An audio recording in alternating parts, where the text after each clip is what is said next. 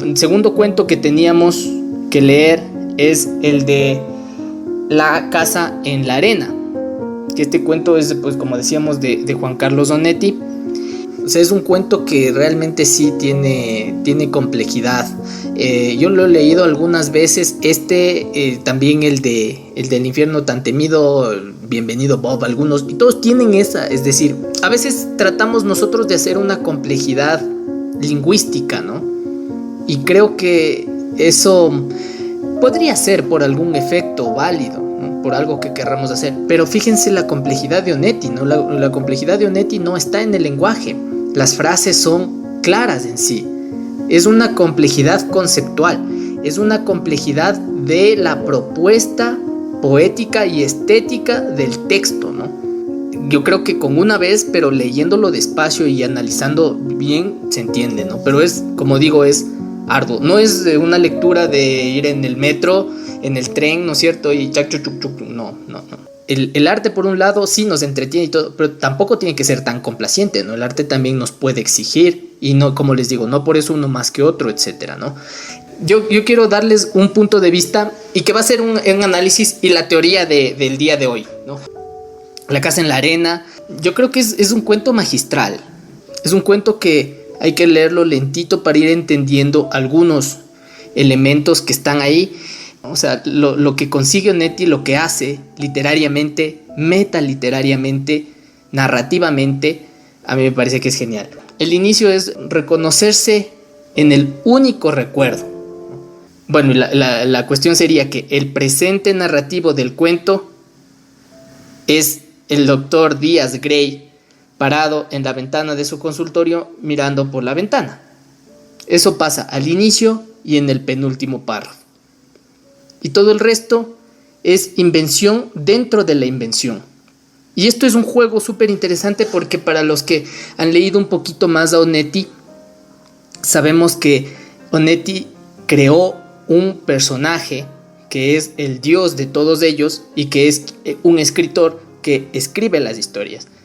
Entonces, aparte de ese mundo imaginario del personaje, que es del recuerdo, ¿no es cierto?, hay un superior que es este personaje Brausen, que es quien escribe las historias, ¿no? Y que obviamente pues es Onetti quien termina haciendo las historias realmente, ¿no? Es un juego de espejo simple, ¿no? Pero esto no incluso no creo que sea imitable ya esto. Pero claro, fíjense ustedes la idea del cuento. La idea del cuento es perfeccionar el recuerdo. Esto de malear el recuerdo. Yo creo que es una cuestión, sobre todo, es que ahí está, ¿no? Es lo más humano. El ejercicio en el relato de Onetti sería identificar cuáles son los elementos que realmente sucedieron en la vida de Díaz Grey. ¿Se puede saber esto? Obviamente es del recuerdo maleado por él, ¿no? Y tratar de rastrear eso es ya un ejercicio de lectura dentro de la lectura que es el cuento. Es decir, voy leyendo el cuento y mi cerebro va identificando cuáles son los elementos que son reflejos de otros elementos que realmente pasaron en la vida de Díaz Grey. Y se siente también en algunos momentos cuáles son los elementos que él está inventando y maleando para llegar a su recuerdo perfecto. El personaje, bueno, lo que dice Onetti, no sé si es que lo han visto ustedes en entrevistas, tenía una fama de cascarrabias, ¿no? De no estar conforme con sus entrevistas. Pueden ver ustedes ahí algunas en internet, en YouTube pueden verla.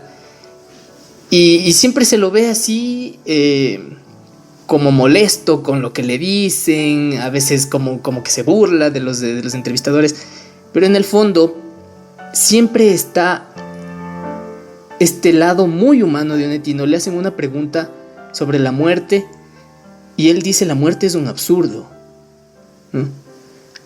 Estamos hablando de, como dijo Esteban, uno de los autores más influenciados por el existencialismo, más influenciados del pesimismo, un escritor obviamente pues del pesimismo, que dice que la muerte es un absurdo y que cree muchísimo en el amor. Y un amor cursi. Estoy hablando de Onetti. Suena contraproducente, ¿no? Es que creo que habría que leerlo mal para que esto cobre fuerza lo que estoy diciendo, ¿no? Pero este cuento es un cuento de amor. Al igual que El infierno tan temido, que les recomiendo que también pueden escucharlo ustedes en el canal de YouTube de Kafka Escritores. Un cuento de amor. Y se lo ve así súper tierno Onetti, ¿no? O sea, de lo que tiene ese talante de escritor pesimista, enojón y todo, tiene esa ternura dentro, muy, muy franca. Y aflora, no solamente en las entrevistas, sino en sus historias. Hay un contexto también aquí. Siempre tenemos que pensar en el contexto y cómo se presenta el contexto en este cuento. Se nos dice que el contexto, tenemos que hablar del contexto dentro del recuerdo, ¿no? Pero dejando de lado esta cuestión metaliteraria, metanarrativa. El contexto es del personaje que está de alguna u otra forma huyendo de algo que salió mal y que es ilegal, parece, ¿no es cierto? Como todos los personajes de Onetti. Entonces, desde ese lado, pues, no se sabe, ¿no? ¿Qué es lo que sucede con el tiempo? También, que es otro de los elementos que tenemos que nosotros analizar, ¿no? El tiempo, Onetti lo comprime. Bueno, es que ¿cómo es el tiempo en un recuerdo, no? ¿Cuánto tiempo pasó? Beatriz nos decía una semana, ¿no es cierto? Que lo menciona, pero se comprime los días en una tarde, similar con el tiempo del clima que determina ciertos periodos, ¿no es cierto? Se comprime todo ese tiempo en poco tiempo, ¿no? Es decir, el tratamiento del tiempo, también aquí hay un juego. Es decir, tenemos nosotros los recursos, ¿no es cierto? Y los recursos básicos que yo les he mencionado a ustedes: narrador, tiempo, espacio, personajes, acontecimientos. No hay a dónde irse mucho más. Pero ¿qué es lo que hacemos nosotros con esos recursos? Si es que contamos un tiempo normal, pues es lo que hace comúnmente todo el mundo, ¿no? Si es que ponemos un espacio normal, el espacio aquí es el espacio del recuerdo. El tiempo es un tiempo comprimido. Los personajes aquí pues tienen sus características, que son los personajes de Onetti, ¿no? Pero no va más allá algo. Pero todo está maleado por esa a través del recuerdo, ¿no? Entonces, en todo el relato hay una propuesta diferente y distinta de lo que es una narrativa corriente y convencional. Yo creo que de entrada eso es, y conseguirlo es un logro, porque es de maestros lograr lo que va consiguiendo Onetti. O sea, hacer lo que hace es dificilísimo. El narrador tiene foco en el Dr. Díaz Grey, que es otro personaje que sale en las obras de Onetti. El mismo recuerdo, ¿no es cierto?, que se va narrando una y otra vez. Cómo se cuenta el recuerdo, y es un narrador poco fiable, que esto es interesante porque tenemos duda, y ha coincidido, esto no ha sido intención mía, pero ha coincidido que por un lado tenemos el narrador que también dudamos, en el de Lord Rendell, ¿no es cierto?, y aquí en el de Onetti también dudamos, pero sobre todo aquí porque nada de lo que pasa puede ser real. La solución no la tengo yo y no creo que nadie la tenga, pero ese ejercicio que les digo de ir ubicando cuál es el recuerdo real, creo que se puede hacer en algunos momentos. ¿Cuál es el recuerdo falso? ¿Cuál es lo que realmente pasó? Es ahí en donde está el juego, ¿no? Nada de lo que está contándonos tal vez sucedió, y se siente eso. Y también está atravesado por un halo onírico de sueño. Yo siento aquí una influencia de lo kafkiano, ¿no? Cosas inexplicables, o al menos que yo no termino todavía de descifrar, que entierre el anillo 8 veces. ¿Por qué 8 veces? ¿No? El símbolo del anillo, o sea, realmente es la mujer quien le dice: tengo este anillo, huyamos. Realmente está ella en esa casa en ese momento. Huye, ¿no es cierto? Parece que sí, eso es real, no podemos comprobarlo. ¿Realmente es este Colorado el que llega a la casa, o es un perro, ¿no?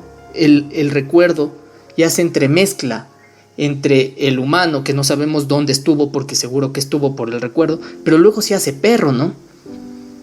Es que es maravilloso las posibilidades que nos permite la literatura, el recuerdo y jugar con estos elementos fantásticos. El perro, esta animalización de un personaje también es algo kafkiano, y por eso digo que creo que este cuento debe tener, porque primero esto del sueño es plenamente kafkiano, ¿no? El de ir creando en el sueño, porque aquí hay una palabra que nos da esa pista, ¿no? O sea, él está, sí, recordando, pero está creando. O sea, para Onetti los límites entre sueño y recuerdo están por ahí ligados, ¿no? Y esto ya pasaba en una novela maravillosa de Franz Kafka que se llama América. Hay un personaje que es así, es un perro, ¿no? Es un personaje que se acuesta a los pies de una mujer gigante y gorda, ¿no? Y que está así, ¿no? Y que pasea y se queda afuera en el patio. Es un perro, ¿no? Eso ya pasó en Kafka, pero acá lo retoma Onetti como, supongo que tal vez como un tributo. El Colorado es otro personaje que sale en otras de sus novelas. Esto se llama la intrarreferencialidad de Juan Carlos Onetti. Su mundo, todos sus personajes aparecen una y otra vez en diferentes contextos y en diferentes historias. Bueno, algunos de los elementos espero que, como les digo, pues que nos sirvan para, sobre todo eso, ¿no? Si tenemos estos elementos, narrador, tiempo, personajes, acontecimientos, etcétera, vamos a tener una posición convencional al respecto, o vamos a tratar de buscar una originalidad, porque decimos que el cuento de Javier Marías está bien escrito, muy bien escrito, tiene los elementos bien hechos, todo, ¿no es cierto? Pero dentro de todo, a pesar de que tiene un acercamiento a lo fantástico, es plenamente convencional. Pero lo que es original realmente es este cuento de Onetti. Y no falla, es decir, no se queda en un intento, ¿no? Sino que lo consigue. Es un cuento complejo, sí. Al final, y de algo que no he comentado, el espacio, el ambiente. ¿Y qué es lo que pasa con esto del espacio y del ambiente? Es un análisis que quiero que desde ahora en adelante ustedes tengan en cuenta para sus análisis y para la composición de sus relatos.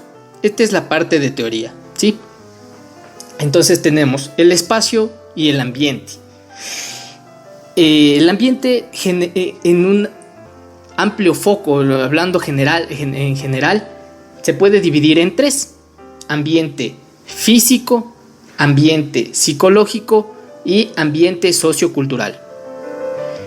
El ambiente físico obviamente es el lugar geográfico donde se ubica nuestra historia. Y vamos a ir haciendo este ejercicio, me gustaría, con el cuento de Onetti, ¿no? El ambiente geográfico de Onetti es la playa, ¿no es cierto? La casa en la arena. Es un ambiente súper cerrado. Ya, el espacio psicológico.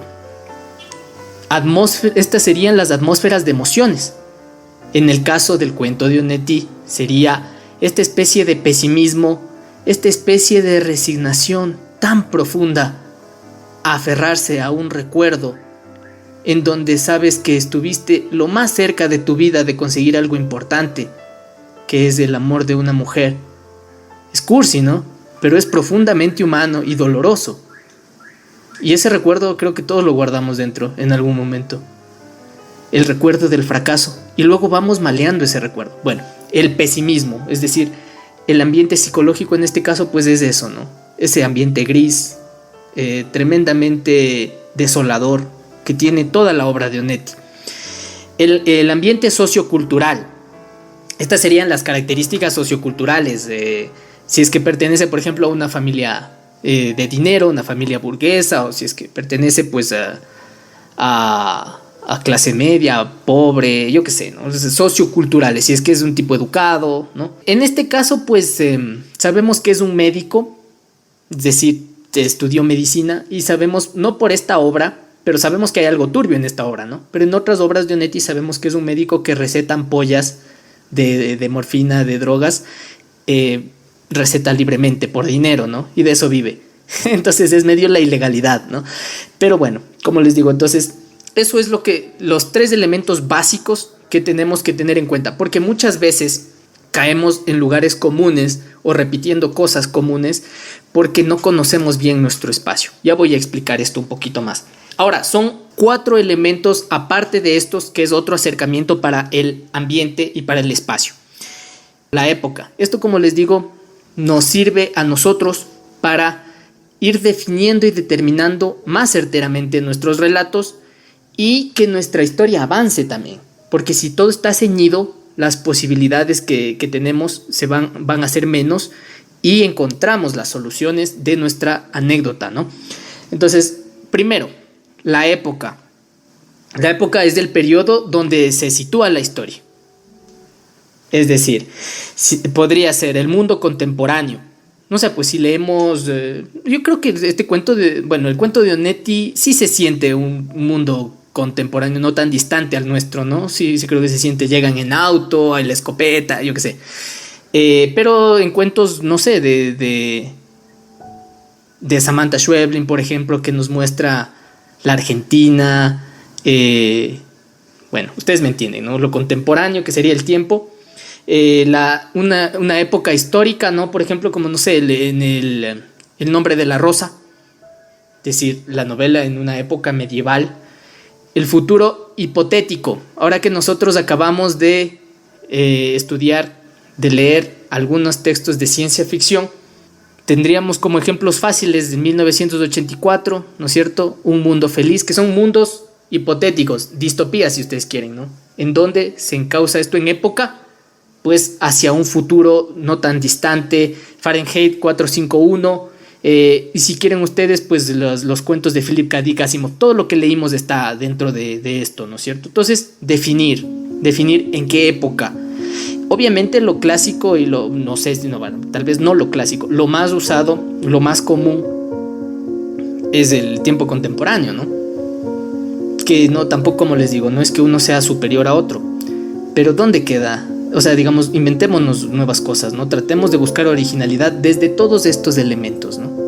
Entonces, si es que ustedes están hablando de futuro, que tampoco es novedoso ya, pues ya la ciencia ficción, ¿cuántos años, no? Pero buscar siempre esta novedad, ¿no? Ya.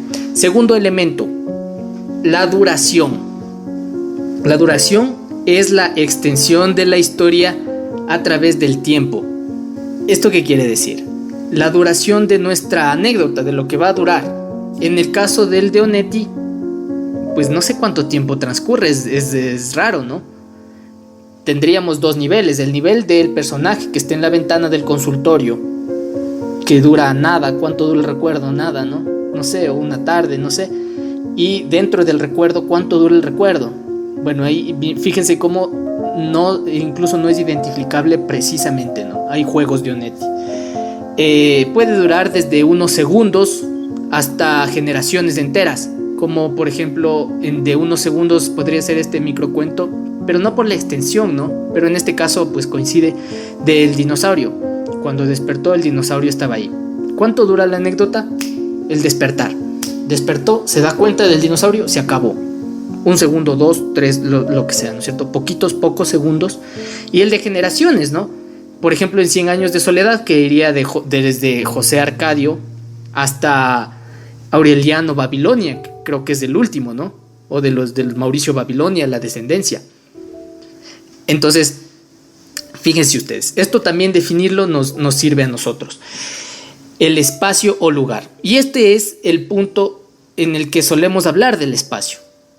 O sea, nos reducimos a esto y no nos fijamos en estos otros elementos que son parte de la ambientación y del lugar y del espacio de nuestros cuentos y de los cuentos que analizamos. Esta es la geografía específica de una historia. Lugar que ocupa una historia en el espacio. Es decir, pues esto puede ser desde la naturaleza, lo urbano, el espacio exterior. En el caso del cuento de Onetti sería pues la playa, ¿no? Y la casa. Esto también pues va cambiando desde dónde se desenvuelve el personaje y etcétera, ¿no? Y construir este espacio también es importante. También es importante darle características originales, ¿no? Y el cuarto y último sería el nivel de conflicto. que es la posición que ocupa la historia dentro de la jerarquía de las luchas humanas. Esto suena bonito, ¿no? Es decir, aquí tendríamos el conflicto interno del personaje, la jerarquía, ¿no? Empezamos por personaje. Conflicto interno del personaje. Psiquis. Podría ser el ejemplo de Javier Marías, que le encontramos de este lado psicológico, ¿no es cierto? Sería interno del personaje. Segundo, conflicto interpersonales. Aquí en el de entre personas tendríamos el ejemplo de La casa en la arena de Onetti, más arriba en la jerarquía, ¿no? No porque sea mayor o menor, sino que es diferente punto de vista, porque es de la jerarquía de las historias humanas. Tercero, conflicto de instituciones sociales. Aquí podríamos poner a 1984, por ejemplo, ¿no? El personaje se está enfrentando a las instituciones sociales, a lo establecido social, o el proceso de Kafka, ¿no? Es decir, donde hay esto. Y el último, que sería las fuerzas del entorno, que en este caso pues sería cuando hay un enfrentamiento contra un huracán, la naturaleza, un terremoto, etcétera, ¿no? Entonces esto ubicar nos sirve a nosotros pues para conocer todo un contexto, todo un ambiente de nuestro relato. Y acuérdense ustedes, mientras más particular volvemos todo este esquema o todo este cuadro o todas estas definiciones del espacio y del ambiente, mientras más conocemos nuestro espacio, mientras más particular se vuelve, es más original, es más nuevo, novedoso, mientras cogemos cuestiones lejanas y las ubicamos en determinado espacio. Una verdadera historia solo funcionará en un único lugar y tiempo. ¿Qué quiere decir esto? Si es que nosotros cambiamos nuestro espacio por otro y funciona la historia, significa que nuestro espacio no está hecho para esa historia. Como todo, ¿no? Es decir, si es que nuestro personaje puede realizar las mismas acciones en la playa o en un campo de guerra, es que no es necesario el espacio, ¿no es cierto?